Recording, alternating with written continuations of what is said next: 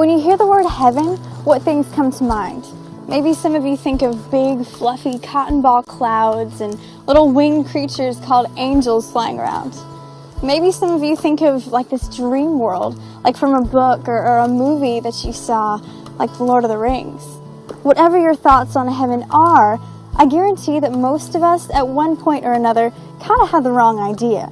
Someone once told me, I don't want to go to heaven anyway. I mean, it just sounds boring. Who wants to sit around in a cloud all day? I guarantee the one thing we know about heaven is we won't just be sitting around playing a harp. Heaven will be the way the world was originally created to be. Perfect. Imagine the most beautiful things that you've ever seen on this earth. Whether it was a breathtaking waterfall, an amazing sunset, a glimpse of the Grand Canyon, that's just a taste of what you're going to see in heaven.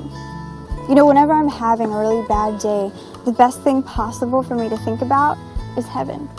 As Christians, we have hope knowing that this life and the hard things that we go through here are as bad as it's going to get for us.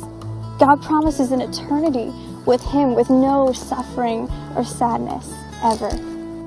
Revelation 21:4 says, in heaven, God will wipe away every tear from their eyes. There will be no more death or mourning or crying or pain, for the old order of things has passed away.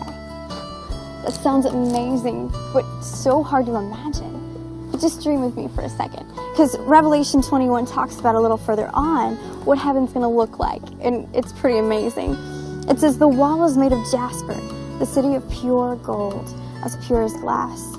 The foundation of the city walls were decorated with every kind of precious stone, including like jasper and sapphire and emeralds and every kind, just amazing.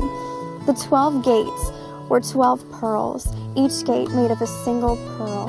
The great street of the city was of pure gold, like transparent glass. Oh my word, does that not sound amazing? Now, some of you guys might be like, well, Paige, that sounds awesome, but how do I know that I'm going there? Well, this might come as a shock to you, but getting to heaven actually has nothing to do with just being a good person or even being good enough.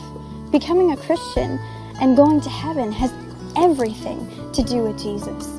See, John 3:16 declares the gospel perfectly, as it says, for God so loved the world that He gave His one and only Son, that who should ever believe in Him should not perish, but have eternal life in heaven with Him. It's only through Jesus that you can have a relationship with God and are offered an eternity in heaven with Him. If you've ever felt out of place on this earth, it's because you were created for heaven. That's your home. You know, heaven's not some distant fantasy. It's real, and it's the hope and future for all of us who believe.